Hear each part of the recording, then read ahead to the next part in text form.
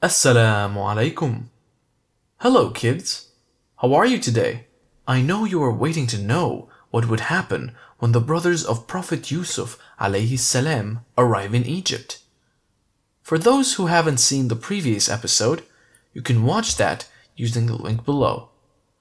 Insha'Allah, today I will tell you the story of how Prophet Yusuf alayhi salam gets reunited with his family. Now listen carefully. The whole of Egypt and neighboring lands were affected by the drought. When the brothers heard that grains were being distributed in Egypt, the brothers of Prophet Yusuf alayhi salam decided to try their luck. They traveled for many days through the desert, and they finally arrived in Egypt. "Look at that," said one brother. "It must be there that they are distributing the grains." In the meantime, Prophet Yusuf alayhi salam was overseeing the distribution of grains. "Thank you, Yusuf," said the king. "It is only because of you that Egypt was saved from the famine." The Prophet told him that he only did what God asked him to do. It was then that he noticed his brothers standing in the queue. He immediately recognized them, and he was so happy.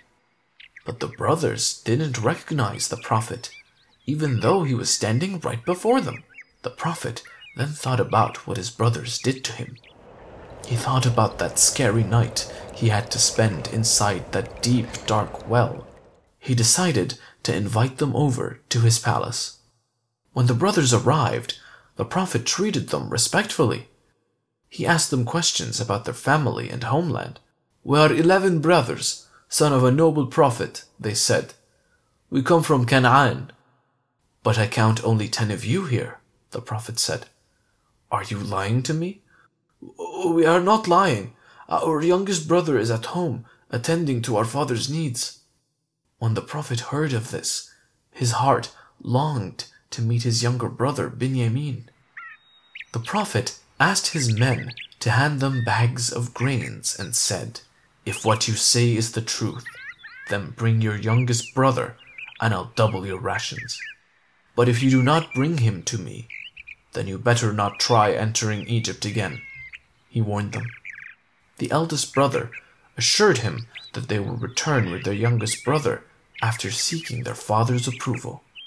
The brothers thanked the Prophet and returned home.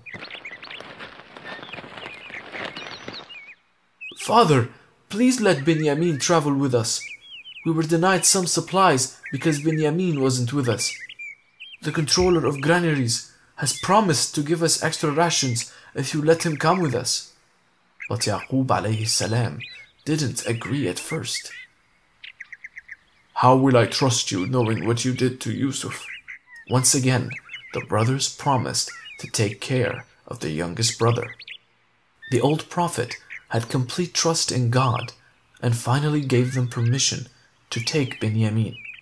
He asked them to swear an oath in God's name to protect their younger brother. "Allah is witness to your pledge," he reminded them before they left. The brothers thanked their father and left for Egypt, taking Binyamin along with them. Then they went to the palace of Yusuf alayhi salam to get the promised provisions. The Prophet welcomed them happily and prepared a feast for them. During the feast, the Prophet took Binyamin aside and told him, "Binyamin, I am your brother who was lost. Fate has finally brought us together." Binyamin was so happy to meet his brother. He cried tears of joy. "Shh," said the Prophet. "This must remain a secret. You should not tell anyone about this for a few more days." Binyamin agreed, and he embraced his brother. The Prophet then gave the brothers provisions as he had promised, and then he asked one of his men to secretly place a golden cup in Binyamin's bag. The brothers did not suspect anything. They thanked the Prophet for his generosity and set out for their journey. But suddenly, one of the soldiers stopped them. "Stop there, you thieves!" the soldier shouted. The brothers were confused. They didn't know what the soldier was talking about. "I'm sorry," asked one brother. "Have you lost anything?" He asked. "We believe that you have stolen the king's golden cup." "But we don't know anything about it," said another brother. Then another soldier arrived, and he was instructed to ask the brothers the following question. "What punishment would you give for a thief?" he asked them. "As per the law of Yaqub, the one who steals must be taken as a slave." The Prophet did not want to punish them under the laws of Egypt. He wanted to take the opportunity to keep his brother with him. He longed to meet his father too, and that's why he planned this whole incident. "We shall apply your law instead of the Egyptian law. If we find that you were the ones who stole the cup, then the person who stole it would be taken as slave." The brothers agreed, and the soldiers started searching their bags.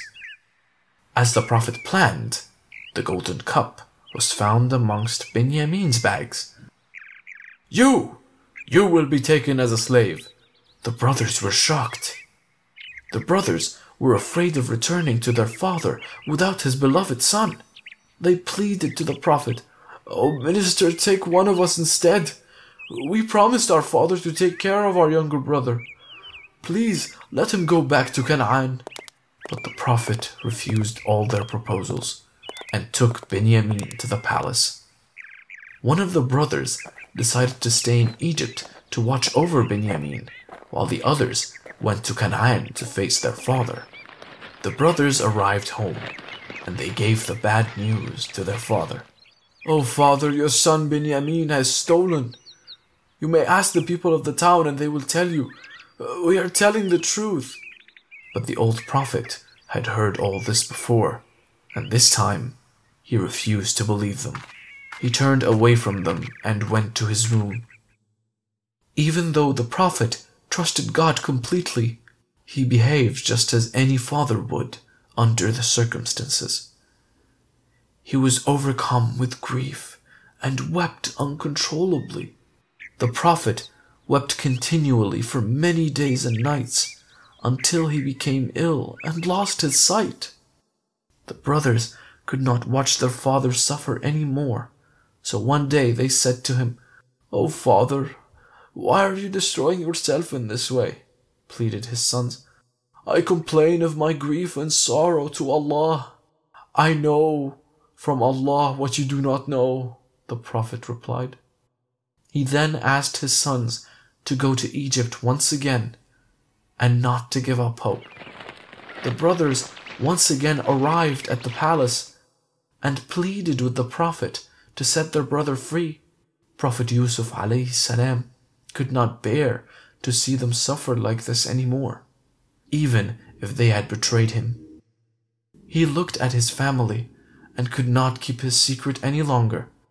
"Do you know what you did with Yusuf when you were ignorant?" he asked them. It was then that the brothers recognized Yusuf ﷺ. They knew that only their brother knew about their secret. "Are you our brother Yusuf?" they asked him. "I am Yusuf," he replied, "and Benjamin is my brother. Allah has been good to us. Whoever fears Allah and is patient, He always rewards them." The brothers were now afraid. They remembered what they had done in the past, and they thought the Prophet would punish them. "We have sinned, brother," they said. "Allah has certainly preferred you more than us." "May Allah forgive you," said the Prophet. "He is the most merciful of the merciful." The Prophet then embraced his brothers and wept with joy. Prophet Yusuf ﷺ could not leave Egypt as he had many responsibilities, so he asked his brothers to leave without him. He gave them his shirt and said, "Take this shirt of mine and throw it over my father's face. He will recover his sight. Then bring me all of your family." The brothers agreed and left for Canaan. It is said that Prophet Yaqub ﷺ could smell Yusuf's shirt even before the brothers reached the house. He stood outside his house and said, "I can smell Yusuf in the air."